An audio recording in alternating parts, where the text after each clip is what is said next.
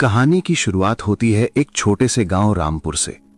वहां एक लड़का रहता था जिसका नाम था सूरज। गरीब था लेकिन दिल का अमीर। उसके पास न दौलत थी न शोहरत, बस एक पुराना साइकिल रिपेयरिंग का गैरेज था। और उस गैरेज के सामने से रोज गुजरती थी काजल। काजल गांव की सबसे होनहार लड़की। उसकी आंखों में एक सपना था, पुलिस अफसर बनने का। सूरज उसे छुप छुप कर देखा करता था। उसे लगता था कि काजल जैसी पढ़ी लिखी लड़की उसे क्यों देखेगी, लेकिन किस्मत को कुछ और ही मंजूर था। एक दिन काजल की साइकिल सूरज की दुकान पर खराब हो गई। काजल, भैया जल्दी ठीक कर दीजिए, मेरी कोचिंग का टाइम हो रहा है। सूरज ने कांपते हाथों से साइकिल ठीक की, लेकिन पैसे लेने से मना कर दिया। बस यहीं से बातों का सिलसिला शुरू हुआ। धीरे धीरे बातें मुलाकातों में बदलीं और फिर प्यार में। सूरज काजल के सपनों को अपना सपना मान बैठा था। काजल अक्सर रोती थी, सूरज, मेरे पापा के पास इतने पैसे नहीं हैं कि वो मुझे शहर भेजकर पुलिस की तैयारी करवा सके। मेरा सपना सपना ही रह जाएगा। सूरज ने उस दिन उसके आंसू पोंछे और कहा, पगली, जब तक मैं जिंदा हूं तेरा सपना नहीं टूटने दूंगा। वादे करना आसान होता है दोस्तों, लेकिन उन्हें निभाना जान निकाल लेता है। सूरज ने काजल को शहर भेजने का फैसला किया, लेकिन पैसे कहां से आते। उसने अपनी मां के आखिरी गहने, वो कंगन जो उसने अपनी भविष्य की पत्नी के लिए बचा रखे थे, उन्हें बेच दिया। काजल शहर चली गई। अब शुरू हुआ सूरज का असली इम्तिहान। काजल को हर महीने खर्चे के लिए पैसे चाहिए थे, किताबें, हॉस्टल की फीस, कोचिंग की फीस। सूरज दिन में गैरेज में काम करता और रात को ढाबे पर झूठे बर्तन धोता। सर्दी की रातों में जब लोग रजाई में होते थे, सूरज ठंडे पानी में हाथ डुबोकर बर्तन साफ करता था। उसके हाथ गल गए थे, उंगलियों में छाले पड़ गए थे। कई बार वो खुद भूखा सोता था, सिर्फ एक बिस्किट खाकर पानी पी लेता था ताकि वो 50 रुपए बचाकर काजल को भेज सके। वो काजल को फोन करता तो अपनी भूख छुपा लेता। हाँ काजल, मैंने खाना खा लिया, आज पनीर बना था। वो झूठ बोलता, जबकि उसकी जेब खाली थी और पेट में मरोड़ उठ रहे थे। काजल कहती, सूरज, बस 1 साल और, जिस दिन मेरे बदन पर खाकी वर्दी होगी उस दिन दुनिया देखेगी। हम शादी करेंगे और मैं तुम्हें दुनिया की हर खुशी दूंगी। इन शब्दों के सहारे सूरज अपना खून पसीना एक करता रहा। उसने अपना गैरेज भी गिरवी रख दिया। वो कर्ज में डूब गया। लोग उसे ताना मारते, अरे मजनू, वो शहर गई है, पढ़ लिख कर अफसर बनेगी, तुझे भूल जाएगी। सूरज हंसकर कहता, मेरी काजल ऐसी नहीं है। 2 साल बीत गए। सूरज का शरीर अब कमजोर हो चुका था, हड्डियां दिखने लगी थीं, लेकिन उसकी तपस्या सफल हुई। काजल का सिलेक्शन हो गया। वो पुलिस सब इंस्पेक्टर बन गई। सूरज की खुशी का ठिकाना नहीं था। वो पूरे गांव में मिठाई बांटना चाहता था, लेकिन उसके पास मिठाई खरीदने के पैसे नहीं थे। फिर भी वो नाचा, पागलों की तरह नाचा। उसने सोचा अब उसके दुख के दिन खत्म, अब काजल आएगी और उसे गले लगाएगी। लेकिन कामयाबी अपने साथ एक नशा लाती है, घमंड का नशा। काजल ट्रेनिंग पर चली गई। शुरू में फोन आते थे, फिर धीरे धीरे कम हो गए। सूरज फोन करता तो जवाब मिलता, मैं बिजी हूं, बाद में बात करती हूं, तुम्हें समझ नहीं आएगा यहां का माहौल। सूरज सोचता, शायद ट्रेनिंग सख्त होगी। वो दिल को समझाता रहा। ट्रेनिंग पूरी हुई। खबर आई कि काजल की पोस्टिंग उसी शहर में हुई है जो उनके गांव के पास है। सूरज अपनी सबसे अच्छी कमीज पहनकर, जो थोड़ी फटी हुई थी लेकिन साफ थी, उससे मिलने शहर के पुलिस स्टेशन गया। हाथ में एक छोटा सा गुलाब का फूल था जिसे उसने मंदिर के बाहर से खरीदा था। वो थाने के बाहर खड़ा था, तभी एक बड़ी जीप आकर रुकी। उसमें से काजल उतरी, वर्दी में, आंखों पर काला चश्मा, पैरों में चमचमाते बूट। वो बहुत खूबसूरत लग रही थी, लेकिन उसके चेहरे पर वो मासूमियत नहीं थी, एक कठोरता थी। सूरज दौड़कर उसके पास गया। काजल, काजल। काजल रुकी।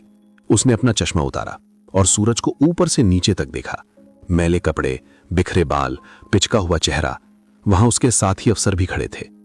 काजल रूखेपन से, तुम यहां क्या कर रहे हो? सूरज मुस्कुराते हुए, बधाई देने आया हूं, तुमने कर दिखाया, अब हम शादी। काजल चिल्लाकर, चुप, अपनी शक्ल देखी आईने में?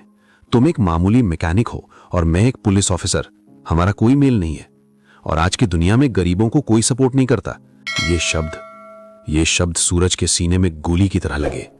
सूरज हकलाया, लेकिन काजल, मैंने अपना सब कुछ बेच दिया तुम्हें पढ़ाने के लिए। मेरे मां के कंगन, मेरा गैराज, मेरी भूख। काजल ने एक जोरदार तमाचा सूरज के गाल पर मारा। काजल, जो किया वो तुम्हारा फैसला था। मैंने तुमसे भीख नहीं मांगी थी, और वैसे भी वो सब कर्जा समझ लो। मेरे पीए से पैसे ले लेना और आज के बाद अपनी ये मनहूस शक्ल मुझे मत दिखाना। अगर मेरे थाने के आसपास भी दिखे तो अंदर करवा दूंगी। उसने गुलाब का फूल सूरज के हाथ से छीना और जमीन पर फेंककर अपने बूटों से मसल दिया। सूरज की दुनिया वहीं खत्म हो गई। जिस वर्दी के लिए उसने अपनी जवानी जला दी, आज उसी वर्दी ने उसे रौंद दिया था। वो रोया नहीं, उसकी आंखों का पानी सूख चुका था।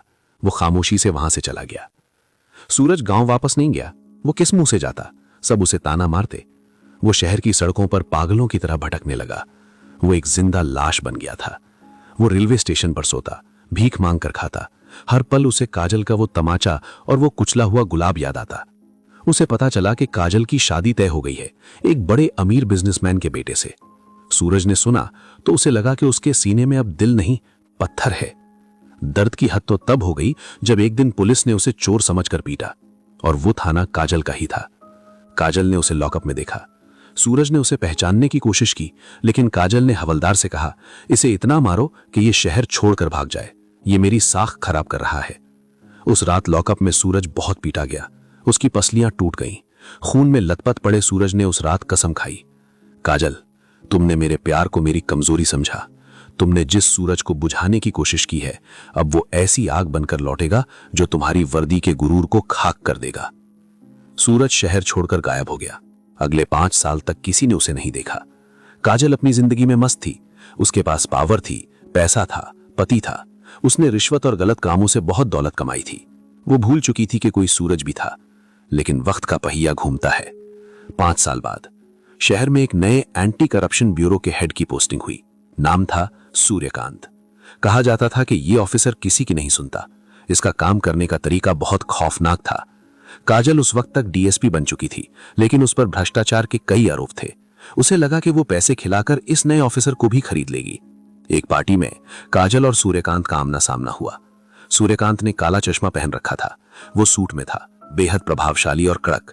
काजल उसके पास गई, हाथ मिलाया और कहा, वेलकम सर, सुना है आप बहुत सख्त हैं, हम मिलकर काम करेंगे। सूर्यकांत ने चश्मा उतारा। काजल की रूह कांप गई। वो आंखें, वो वही आंखें थीं, लेकिन अब उन आंखों में प्यार नहीं, मौत थी। ये सूरज था, लेकिन वो मैकेनिक सूरज नहीं, ये आईएएस ऑफिसर सूर्यकांत था। इन 5 सालों में सूरज ने नरक देखा था, लेकिन उसने उस नरक की आग को अपनी ताकत बनाया। उसने दिन रात पढ़ाई की, मजदूरी की और यूपीएससी क्रैक किया, सिर्फ एक मकसद के लिए, बदला। सूरज ने काजल को पहचानने से इनकार नहीं किया। उसने मुस्कुराकर कहा, बिल्कुल, हम मिलकर काम करेंगे डीएसपी काजल। काजल डर गई थी, लेकिन उसे लगा कि सूरज अभी भी उससे प्यार करता होगा। उसने फिर से अपना जाल फेंकना शुरू किया, लेकिन सूरज अब बदल चुका था। उसने धीरे धीरे काजल की फाइलें खोलनी शुरू की, उसके सारे पुराने घोटालों के सबूत जमा किए। काजल घबरा गई। वो एक रात सूरज के बंगले पर आई। काजल, गिड़गिड़ाते हुए, सूरज, मुझे माफ कर दो, मैं भटक गई थी। मैं आज भी तुमसे प्यार करती हूं। मेरे पति के साथ मैं खुश नहीं हूं। हम फिर से एक हो सकते हैं। सूरज अपनी कुर्सी पर बैठा रहा। उसने एक फाइल मेज पर पटकी। ये फाइल देख रही हो? इसमें तुम्हारे रिश्वत लेने, बेगुनाहों को फंसाने और एक गरीब मैकेनिक को लॉकअप में मरवाने की कोशिश करने के सबूत हैं। काजल, प्लीज सूरज, मेरी नौकरी चली जाएगी, मेरी इज्जत चली जाएगी। इज्जत? वो तो तुमने 5 साल पहले उसे दिन खो दी थी, जब तुमने उस गुलाब को पैरों तले रौंदा था। अगले दिन सुबह शहर के हर अखबार की हेडलाइन थी, डीएसपी काजल गिरफ्तार। गिरफ्तारी करने वाला कोई और नहीं, एसीबी चीफ सूर्यकांत था। जब पुलिस वाले काजल के हाथों में हथकड़ी लगा रहे थे, पूरा शहर देख रहा था। मीडिया के कैमरे चमक रहे थे। काजल रो रही थी, चिल्ला रही थी, सूरज, ऐसा मत करो। सूरज उसके पास गया।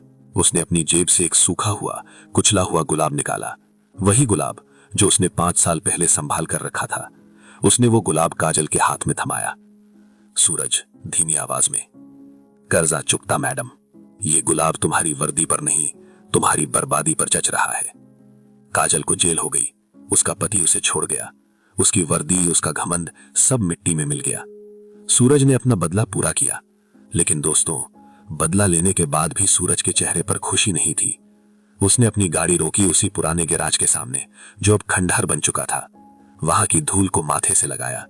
बदला पूरा हो गया था, लेकिन वो मासूम प्यार, वो मैकेनिक सूरज और वो सुनहरे सपने, वो तो हमेशा के लिए मर चुके थे। किसी के सच्चे प्यार और गरीबी का मजाक कभी मत उड़ाना, क्योंकि वक्त जब तमाचा मारता है तो वो आवाज नहीं करता, लेकिन उसकी गूंज पूरी दुनिया सुनती है।